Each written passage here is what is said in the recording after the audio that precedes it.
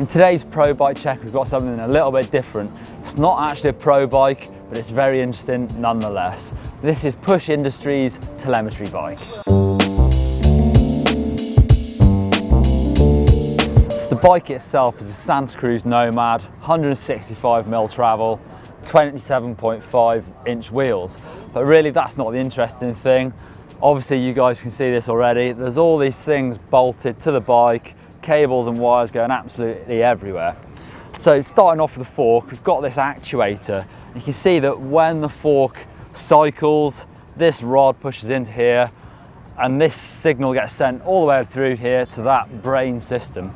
And this is going to tell the guys at Push Industries how much travel that fork is going through, and as well as that, how fast you're going through the travel. We've got all sorts of sensors on this bike. This is a GPS, so that the guys can tell exactly where on the course all these things were happening to the suspension. Again, we've got the same thing on the rear shock. All these sensors are telling the guys exactly how fast that's going through the travel. It's really helpful for setting the bike up. So let's say you're on a track and you're bottoming out in one section, the GPS will tell you exactly where that is, and the data you get from this box can then inform you how to tweak your suspension to make it as good as possible.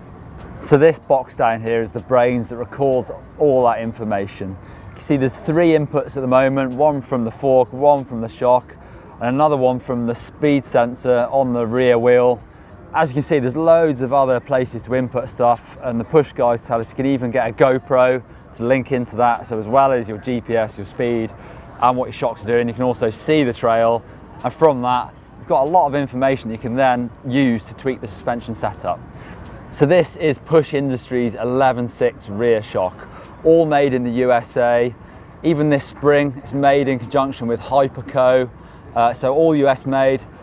This spring is actually barrel shaped, so it thins down slightly at either end, and that sort of barrel shape makes it really sort of strong and stops it flexing when that shock is getting compressed.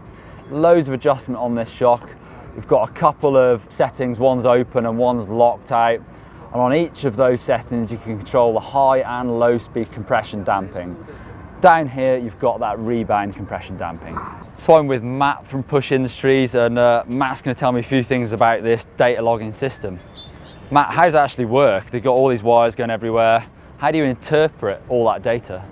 Well, we're able to record the front and rear suspension movement with this data logger, and the main thing is being able to get back to our shop and run the same data from the trail we just rode on our Rohrig Emma dyno, and it really allows us to isolate certain events in the suspension's movement to know how to best tune for them. So this is the data you get back from that data logging system, and it's crazy the amount of information you get. There's all sorts of things here: suspension velocity, suspension used, and I've got loads of graphs down here showing me the frequency of occurrence of all these things happening. So really impressive.